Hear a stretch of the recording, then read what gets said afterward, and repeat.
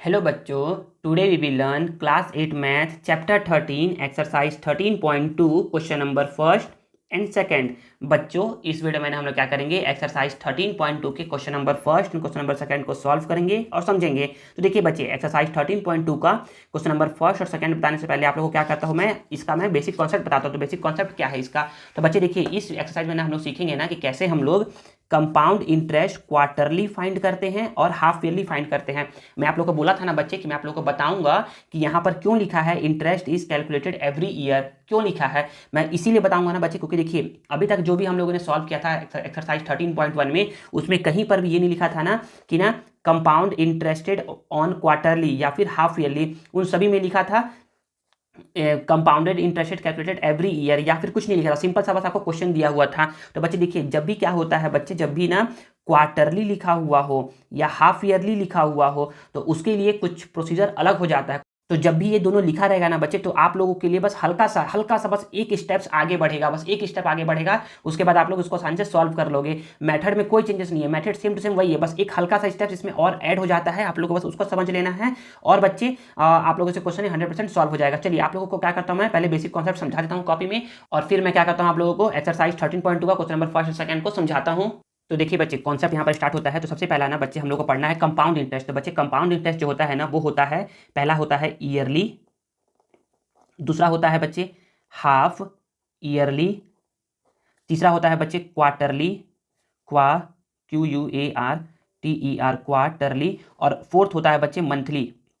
ठीक है ना, हम लोग को ये चारों पढ़ना है। और आप लोग खुश हो जाइए ना कि आप लोगों के सिलेबस में ना बच्चे ईयरली है, जो कि आप लोगों ने एक्सरसाइज 13.1 में पढ़ चुका है। आप लोग को पढ़ना है हाफ ईयरली और क्वार्टरली, मंथली आप लोग के सिलेबस में नहीं है। ये बच्चे क्लास 8th में भी है यही सेम चीज़, क्लास 9th में भी है यही सेम चीज़, और क्लास 10th में भी है यही सेम चीज़। सेम चीज़ है, मैंने सेम ऐसे ही बताया है दोनों में। 9th और 10th में तो बता दिया है, आप लोग को पढ़ा रहा हूँ मैं 8th में। ठीक है ना, तो बच्चे याद रखिए, लिखा हुआ रहेगा कि कंपाउंडेड ईयरली, कि इंटरेस्ट कैसे कैलकुलेट हो रहा है, इंटरेस्ट कैलकुलेट हो रहा है कंपाउंडेड ईयरली, या फिर लिखा रहेगा कंपाउंडेड हाफ ईयरली, या फिर क्वार्टरली लिखा रहेगा कंपाउंडेड क्वार्टरली। बच्चे हाफ ईयरली को ना कहीं कहीं पर ना 6 मंथ भी लिखता है, क्या लिखता है, compounded every 6 month, compounded every 6 month, और क्वार्टरली को लिखता है कंपाउंडेड एवरी 3 मंथ्स। बच्चे 3 मंथ का क्वेश्चन तो बहुत कम है, या न के बराबर है, या नहीं भी है क्वेश्चन, लेकिन कंपाउंडेड हाफ ईयर का क्वेश्चन बच्चे आप लोग को मिलेगा। और ईयरली को ना कहीं कहीं पर लिखता है कंपाउंडेड एनुअली एनुअली लिखता है। ठीक है ना, तो बच्चे हम लोग करना क्या है, तो हम लोग करना ये है ना बच्चे कि देखिए, जब भी कोई क्वेश्चन रहेगा ना, सपोज करिए कि कहीं पर लिखा हुआ है कि principal P is equal to लिखा हुआ है ₹50,000। ठीक है ना, R इज इक्वल टू लिखा हुआ है बच्चे 20% पर एनम, और टाइम बोल लो या फिर एन बोल लो, एन इज इक्वल टू बोल लो या टी इज इक्वल टू बोलो, टाइम इज इक्वल टू लिखा हुआ है बच्चे आपका, सपोज करो कि 2 ईयर्स लिखा हुआ है। कितना लिखा हुआ है, 2 ईयर्स लिखा हुआ है, तो 2 ईयर्स लिखा हुआ है। तो अब आप बोलोगे ना कि सर, जब कभी भी कंपाउंडेड ईयरली लिखा रहे तो इसको तो जो गिवन है उसको हम लोग बुक से देख करके कॉपी में लिख लेते हैं, बस उसको इतना ही छोड़ देते हैं। लेकिन जब कभी भी लिखा रहेगा कंपाउंडेड हाफ ईयरली, तो कंपाउंडेड हाफ ईयरली में ना हम लोग पी को तो पी ही लिखते हैं, पी जितना दिया हुआ है उसको तो उतना ही लिख देते हैं।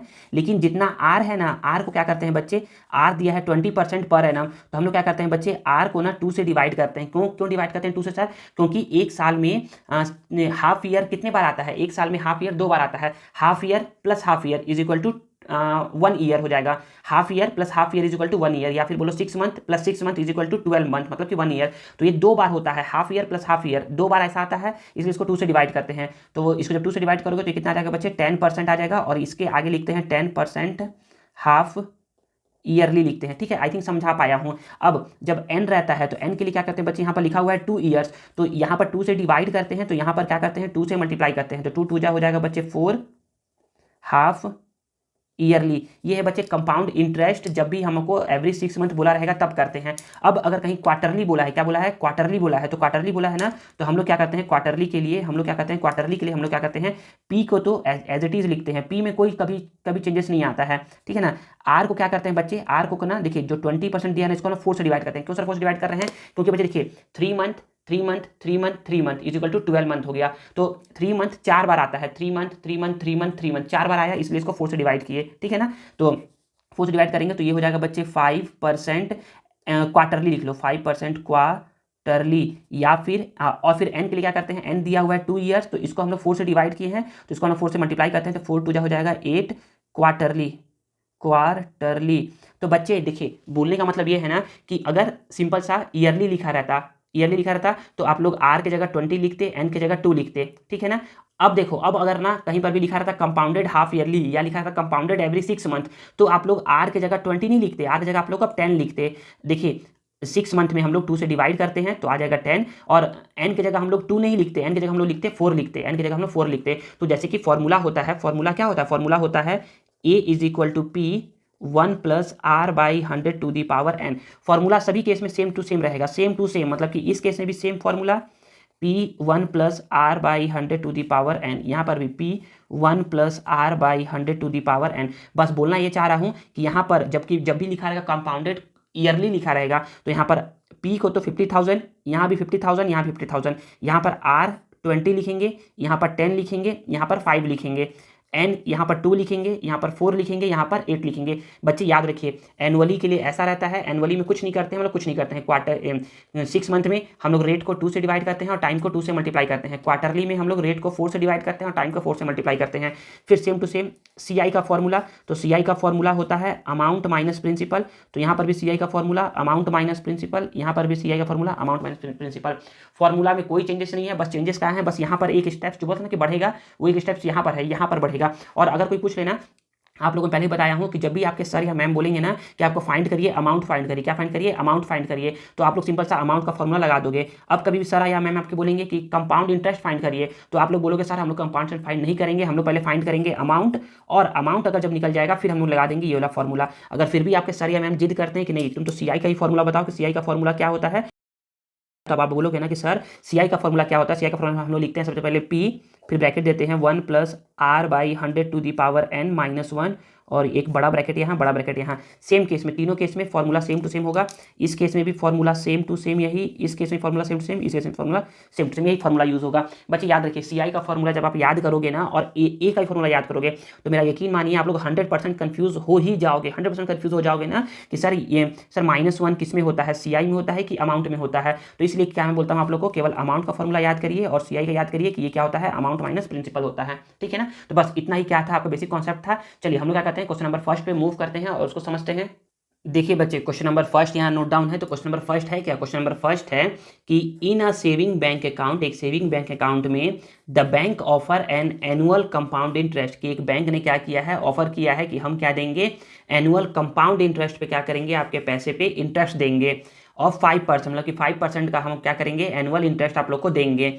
If the interest is added to the principal amount every 6 month, देखिए इसमें क्या लिखा है बच्चे, एवरी 6 मंथ, इट मीन्स ये एवरी 6 मंथ वाला क्वेश्चन है। और एवरी 6 मंथ वाले क्वेश्चन में क्या करते हैं हम लोग क्या करते हैं, रेट को 2 से डिवाइड करते हैं और टाइम को 2 से मल्टीप्लाई करते हैं, करेंगे अभी, ठीक है ना। तो यहाँ पर बोला जा रहा है then how much interest will Naresh get, मतलब कि हम लोग को इंटरेस्ट निकालना है, मतलब कि हम लोग को CI निकालना है।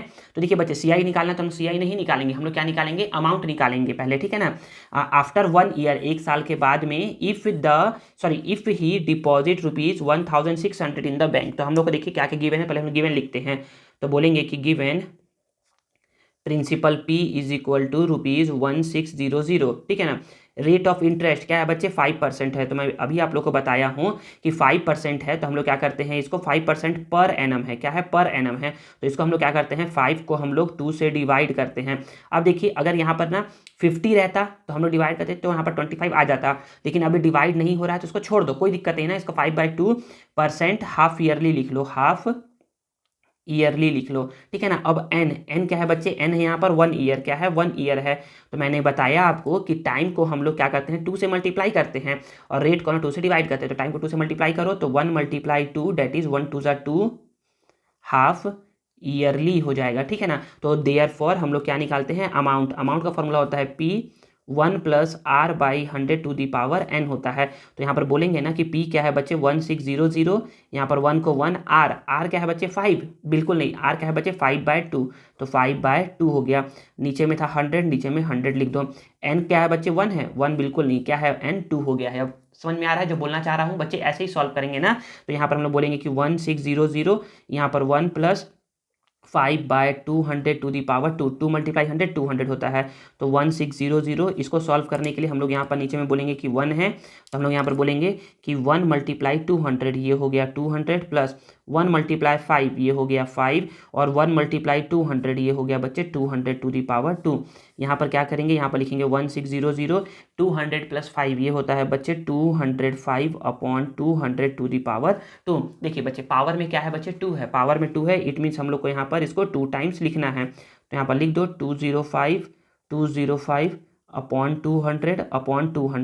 आप लोगों को बच्चे मैं पहले ही बता चुका हूँ और फिर से बता रहा हूँ। पहले देखिए ना, पहले जीरो को कट कर लीजिए, जीरो से ये जीरो, जीरो से ये जीरो, अब 2 1 जा 2, 2 8 जा 16, फिर यहाँ से 2 4 जा 8 और 2 से 100 जा, अब यहाँ पर 100 आ गया तो इसको छेड़िए मत, इसको छोड़ दीजिए। अब क्या करिए, बस मल्टीप्लाई करवाइए और 100 से डिवाइड करवाइए, तो बोलोगे ना मल्टीप्लाई है यहाँ पर 4 मल्टीप्लाई 205 मल्टीप्लाई 205।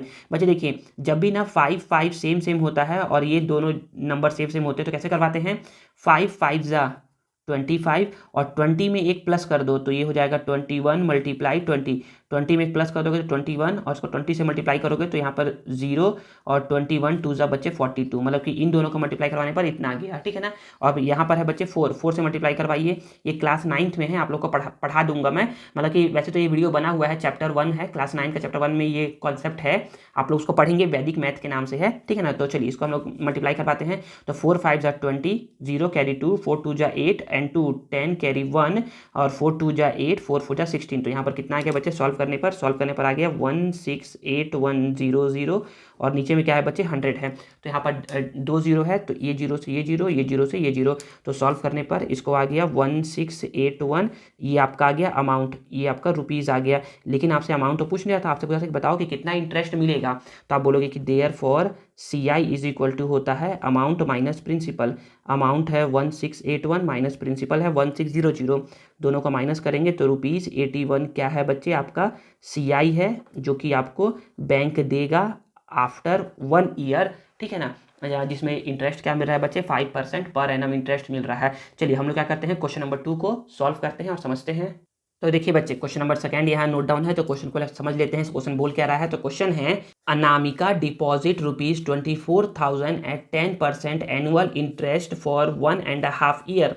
अनामिका ने डिपॉजिट किया, तो जो गिवन है पहले उसको लिख लो, तो गिवन क्या है, तो बोलोगे कि given principal P is equal to ₹24,000, n क्या है बच्चे, एन है 1 1 एंड 2 ईयर्स, ठीक है। आगे है if the interest is calculated every 6 month. देखिए बच्चे ये क्या है बच्चे, ये है एवरी 6 मंथ का क्वेश्चन है, तो एवरी 6 मंथ वाले में क्या करते हैं हम लोग, एवरी 6 मंथ वाले में हम लोग रेट को करते हैं 2 से डिवाइड और टाइम को करते हैं 2 से मल्टीप्लाई करते हैं। तो करेंगे टाइम को 2 से मल्टीप्लाई करते हैं पहले, तो टाइम को 2 से मल्टीप्लाई करेंगे ना, देखिए ना बच्चे इसको सॉल्व करते हैं ऐसे, तो 2 1 जा 2, 2 + 1 3/2, यहाँ पर क्या है बच्चे, यहाँ पर है ये 3/2। टाइम को करते हैं हम लोग, टाइम को करते हैं हम लोग 2 से मल्टीप्लाई करते हैं, तो 2 से मल्टीप्लाई करिए इसको, तो बोलोगे ना सर कि ना 2 से ये 2 कैंसिल आउट हो जाएगा, तो यहाँ पर बच जाएगा 3 हाफ ईयरली, 3 हाफ ईयरली हो गया। फिर आप बोलोगे ना कि ना 10% क्या दिया हुआ है, रेट ऑफ इंटरेस्ट दिया हुआ, तो आर दिया हुआ है बच्चे 10%, हम लोग क्या करते हैं बच्चे 10% को हम लोग क्या करते हैं 2 से डिवाइड करते हैं, तो ये आ जाता है बच्चे 5% हाफ ईयरली, ठीक है ना। अब बोला जा रहा है कि बताओ how much money will she get, इसमें इसको कितना मनी मिलेगा, मतलब इसमें कंपाउंड इंटरेस्ट नहीं पूछ रहा है, इसे पूछ रहा है कितना मनी मिलेगा, मतलब आपको अमाउंट निकालना है। तो आप बोलोगे कि since amount is equal to होता है P1 + R/100 to the power n, तो P क्या है बच्चे, P है 24000, 1 + R क्या है बच्चे, R है 5/100, n क्या है बच्चे, n है बच्चे 3, तो यहाँ पर हो गया 24000, यहाँ पर इसको सॉल्व करते नीचे में 1 लगा देंगे, 1 × 100 ये हो गया 100, 1 × 5 ये हो गया 5 और 1 × 100 ये हो गया 100 टू दी पावर 3, यहाँ पर 24000, 100 + 5 ये हो गया 105/100 टू दी पावर 3। देखिए यहाँ पर पावर में 3 है ना, इसका मतलब ये है ना कि इसको हम लोग को 3 टाइम्स लिखना है, तो लिख दो 3 टाइम्स, 105 105 105 अपॉन में 100 अपॉन में 100 अपॉन में 100। तो अब मैं इसको सॉल्व करना सिखाया हूँ, कैसे सॉल्व करते हैं। सॉल्व करने के लिए ना हम लोग ना नीचे में ना मतलब 0 0 कट कर लो, तो यहाँ पर बोलोगे कि 1 2 3 1 2 3। अब क्या करो, किसी को कट मत करो, अब क्या करो सिंपल मल्टीप्लाई करो और डिवाइड कर दो। बच्चे कट कर लोगे तो भी सही है, चलो इस पर कट ही कर देता हूँ। देखिए ना 5 से कट करेंगे तो 5 2 जा 10, 5 1 जा 5, यहाँ 5 से 2 टाइम्स में, फिर 2 1 जा 2, 2 से ये 12 टाइम्स में। अभी भी ये कट हो जाएगा, इसको सॉल्व कर सकते हैं। तो 5 इसको कट करोगे ना तो 5 से 20 टाइम्स में, और ये 5 से 21 टाइम्स में। फिर 5 से कट करोगे इसको तो 5 से ये हो जाएगा 5 से ये 4 टाइम्स में, फिर 5 से ये 21 टाइम्स में, ठीक है ना। फिर ये 4 1 जा 4, 4 3 जा 12। चलो ले देखो ये पूरा कट हो गया। बच्चे कट तब मत किया करो ना जब ना नीचे में ना कोई नंबर बच जाए, 10 100 या 1000 के अलावा कोई और नंबर हो बच जाए नीचे में, तब हम लोग क्या करेगा, तब हम लोग को क्या रहेगा उस केस में ना मल्टीप्लाई भी करवाना पड़ेगा, डिवाइड भी करवाना पड़ेगा। तो देखिए बच्चे हम लोग ना क्या करेंगे 21, तो यहाँ पर हमारा क्या बच गया है, हमारे यहाँ पर बच गया है 3 मल्टीप्लाई 21 मल्टीप्लाई 21 मल्टीप्लाई 21। तो देखिए बच्चे हम लोग मल्टीप्लाई करवाते हैं, तो 3 मल्टीप्लाई 21, 3 1 जा 3, 3 2 जा 6, और 21 मल्टीप्लाई 21 बच्चे होता है 441 होता है। क्या होता है 441 होता है। अब करवाते हैं इसको इससे मल्टीप्लाई, तो बोलोगे ना कि ना यहाँ पर ना 1 का 3 से 3, 1 का 6 से 6, फिर 4 3 जा 12 कैरी 1, और फिर 4 6 जा 24 प्लस 1 25, फिर 4 से करवाना है तो इतना ही आ जाएगा 2 5 2, यहाँ पर है 3 6 2 8 5 2 7, यहाँ 7 और यहाँ 2, तो 2 7 7 8 3। तो मल्टीप्लाई करवाने पर कितना आ गया 2 7 7 8 3 रुपीज़। और यही क्या करना था आपको, अमाउंट निकालना था कि कितना उसको पैसा मिलेगा मैच्योरिटी पे। मैच्योरिटी मतलब होता है ना, मैच्योरिटी मतलब होता है कि जब ये टाइम पीरियड खत्म हो जाएगा ना तो उस टाइम के बाद उसको कितना पैसा मिलेगा, तो उसको पैसा मिलेगा, तो उसको 27,783 रुपीज़ क्या मिलेगा बच्चे, उसका पैसा मिलेगा। और यहाँ पर क्या होता है बच्चे, यहाँ पर हमारा एक्सरसाइज 13.2 का क्वेश्चन नंबर 1 एंड 2 क्या होता है बच्चे, ओवर होता है। नेक्स्ट वीडियो में हम लोग क्या करेंगे, एक्सरसाइज 13.2 के क्वेश्चन नंबर 3 एंड 4 को सॉल्व करेंगे और समझेंगे। और बच्चे उसी वीडियो के एंड में ना क्या होगा, आप लोग को एक्सरसाइज 13.2 का नोट्स प्रोवाइड होगा, जिसको आप लोग सेव करके रख सकते हैं अपने फर्दर स्टडीज़ के लिए और अपने नोट्स को कंप्लीट करने के लिए। आई होप आपको वीडियो यूजफुल लगा होगा और आपको आज कुछ नया सीखने को जरूर मिला होगा। अगर आपको वीडियो पसंद आया है ना तो please please please please please video को लाइक करिए, कमेंट करिए और अपने दोस्तों के साथ शेयर करिए, और चैनल को सब्सक्राइब करना मत भूलिएगा। मिलते हैं नेक्स्ट वीडियो में। Thank you.